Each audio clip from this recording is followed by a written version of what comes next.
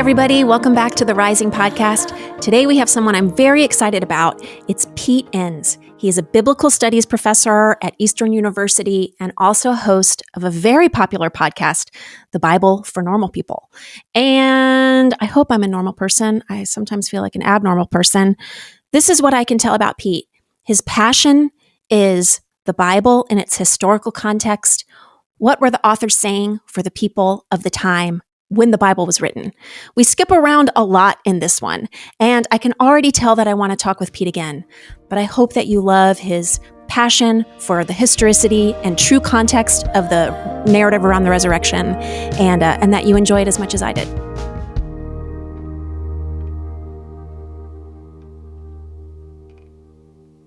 Pete, thank you so much for doing this. I know we haven't met, so it's fun to meet you in this way.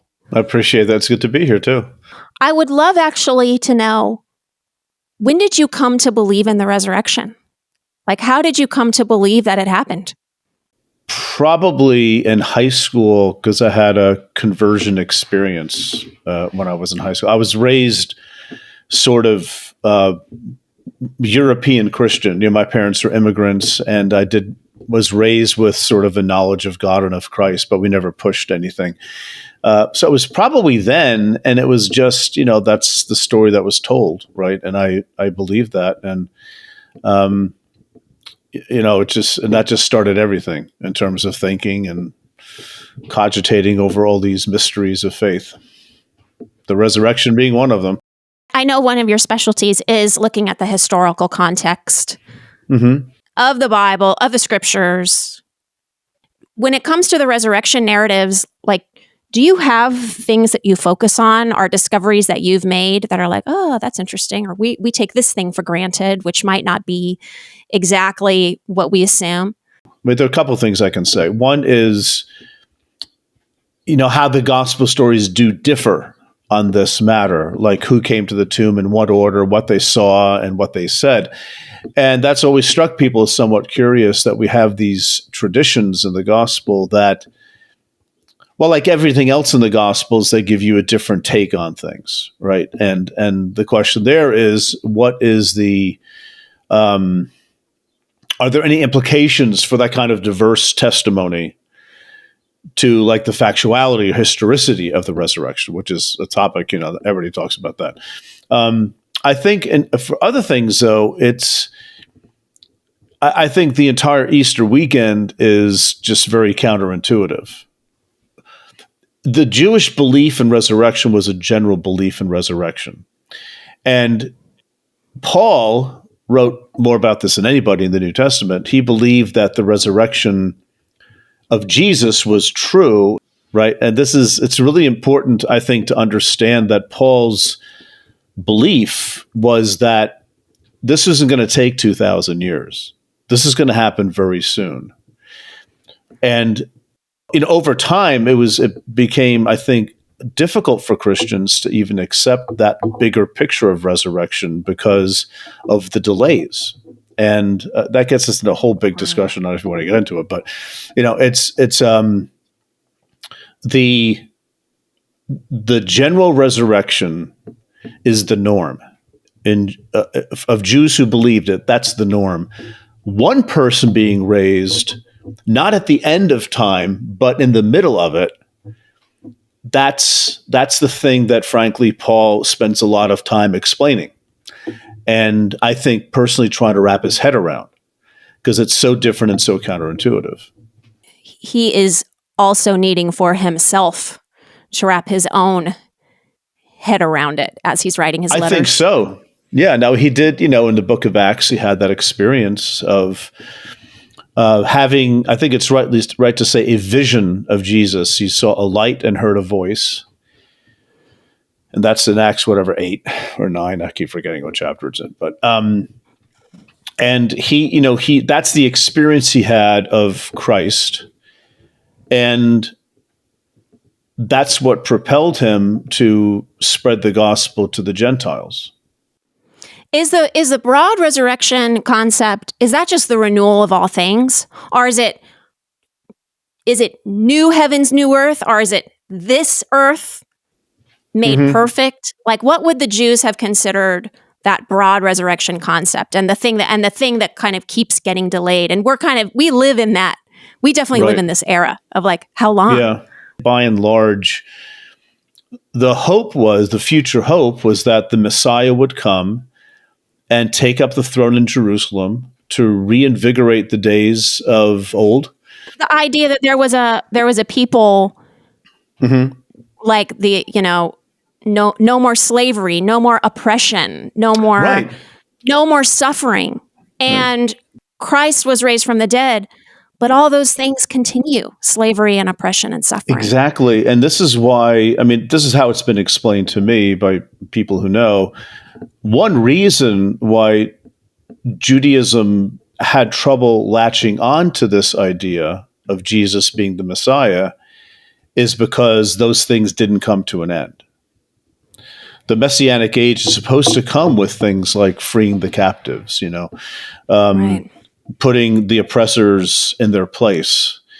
When the true king comes and rules on the throne in Jerusalem, and then all the nations will stream to Jerusalem, and everything will be as it should be. It's almost like a return to the Garden of Eden. That's, I think, would have been more along the lines of what people expected from a Messiah, and then from resurrection, to have those people who were faithful. There's this stunning verse before the empty tomb passages where it's like, many were raised from the dead and many saw them. You know what I'm talking? Yeah. And you think like, and it's like,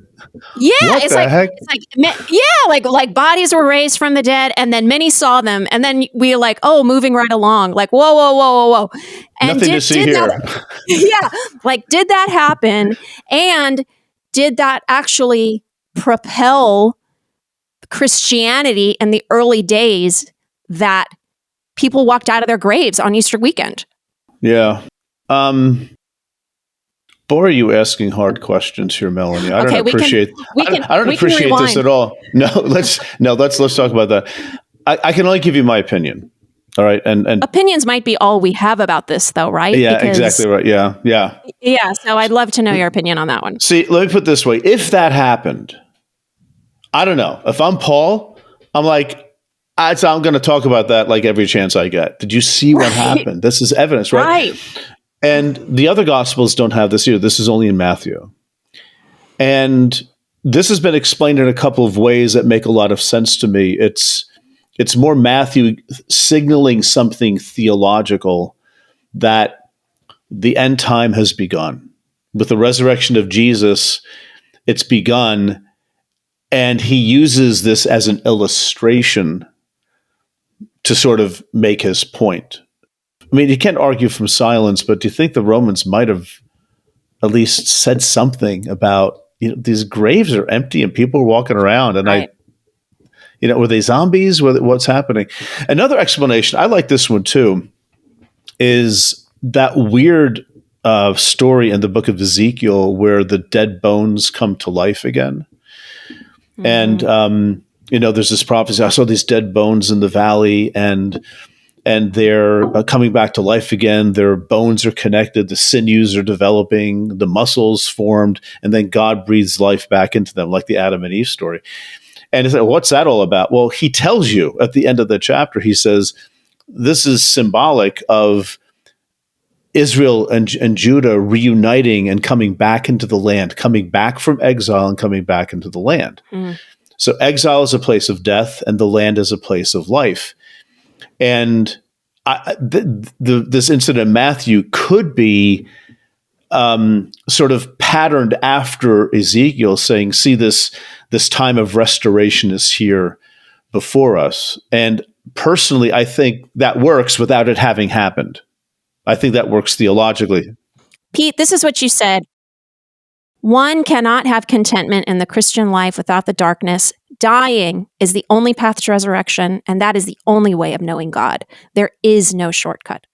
I don't even need to ask you a pointed question. Would you just extrapolate that? Just talk extemporaneously about that statement and what you mean? Yeah, sure. What I mean by that is death and resurrection is a pattern for our lives.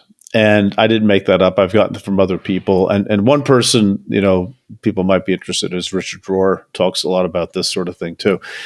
And, living well is learning how to die to your ego, to the fascinations we have with things and with possessions, and to be able to let go of things so that you can be raised to newness of life, and continually, not just once not just once when you raise your hand in church, but this is a pattern of life.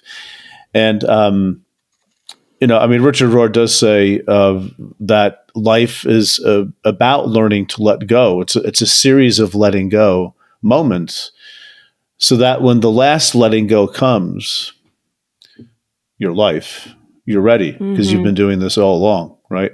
And I think that's a beautiful and an inspiring and emotional way for me of thinking of the nature of the Christian faith. It's not about being right about everything. It's not about having the best arguments. It's not about persuading people. It's about embodying in your own existence what this story is about, this pattern of death and resurrection, which you could say is concretely modeled in the life of Jesus, but then becomes an inspiration for us to live like that every day, to die to yourself, which Jesus says, What do you think is the most troubling part of the resurrection narratives? Can you kind of pinpoint something that's especially troubling or especially raises your eyebrow? It really would be nice if we had the writers on more or less on the same page, but they differ, and they differ in ways that makes you wonder. Like the sequence of things and who was there first, like you said. Yeah. How many women were there? Was there a man? Was there two? Was there an angel? And you think, well, these are just minor details. Yeah, I guess so. And from an ancient point of view, they're not like, I have to get all the facts straight. I don't think that's how they wrote. So I don't want to hold these writers up to a modern standard or something like that. But I still wish, I can get why only two gospels have a birth narrative, and the two that do, they don't fit together very well. I can understand that because no one's taking notes when Jesus is born. Nobody knows who he is. Nothing's going on. He's not a famous person. The disciples aren't there. The gospel writers aren't around. But afterwards, with Jesus, and then, they wrote these stories, were these people eyewitnesses? That's highly debated, and almost certainly not eyewitnesses. But who'd you talk to? Could you have just had how about a summit? Let's write this story and get it right. But again, I'm asking too much, I think, of ancient sensibilities when it comes to writing their stories. But it has bothered people over time that the central moment in the history of humanity that somebody becomes undead, we don't have corroborating stories about that. And I think that's something that, as a person who's somewhat historically minded himself as a biblical scholar, I sort of wish it were different, but it's not. That's what we have. I've thought of that as well. Why are the accounts different? And then I think, well, I talked to my best friend and it's like, oh, remember last week when we got Chinese food? And she's like, no, we got Italian food last week. And then the week before that, we had Chinese food. And it's like, oh, yeah. Is it kind of what you were hinting at, the just total humanness of this story and the total humanness of the record? I like to think that it is just makes it more true because it's more human. But I don't know if that's just a wish. I don't know if that's wishful thinking. Well, no, I don't think it's wishful thinking, Mel. I think that I've had many people, I can give you a student of mine who was raised in a Christian home and then just bagged it all because she thought it was stupid, and came to Eastern University, where you have to take Bible classes. And I'd like to take credit for it. I can't. She was in somebody else's class. But as she told me the story, when she found out that the gospel writers contradict each other, it actually helped her understand Right. these writers are actually trying to say something. They're driven, they're motivated to say something in a particular way, and that made her appreciate this as basically adult literature of people trying to say things. So I think with the analogy you have with the resurrection story, like, what do we have for food for dinner the other night? That's one way of looking at it. The Gospels are creations. They're literary creations rooted in testimonies, rooted in history, but also told in ways that might have been beneficial for their respective communities of faith. Why does John spend so much time on Thomas?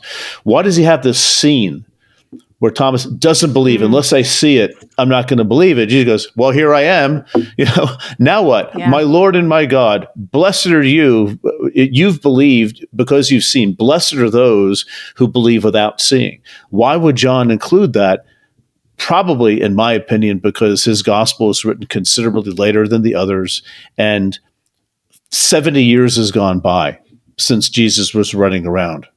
And he's addressing the fact that, it is hard to believe, but you need to, just understand that if you believe without having seen, you're blessed. It's almost like talking about us, isn't it? It's like very sweet kind of acknowledgement of the future. It's like, oh, that's me. He was saying that about me. Well, about all of us, because we're far further removed than Thomas. And, that lends itself to the possibility, and again, I'm putting on my academic hat here, that it might be that the reason why John has this story about somebody doubting and Jesus telling him, you need to believe without having seen.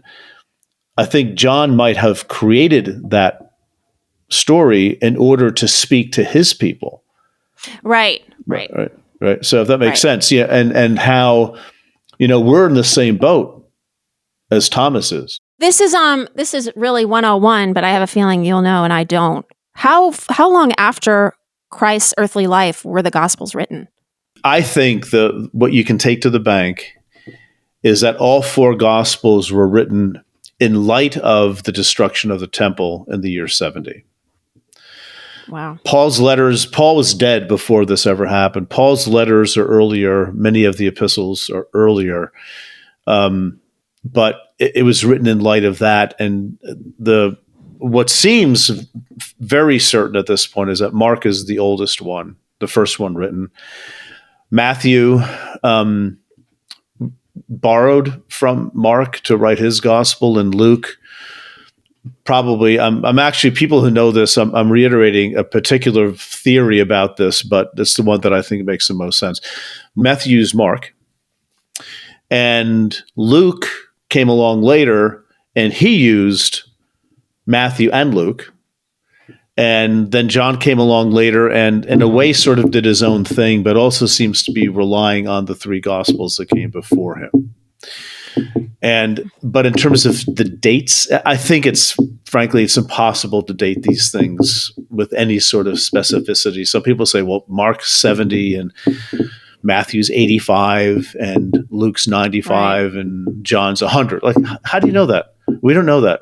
Well, if it's, 50 to 70 to 80 years, it does make the inconsistencies a lot more understandable.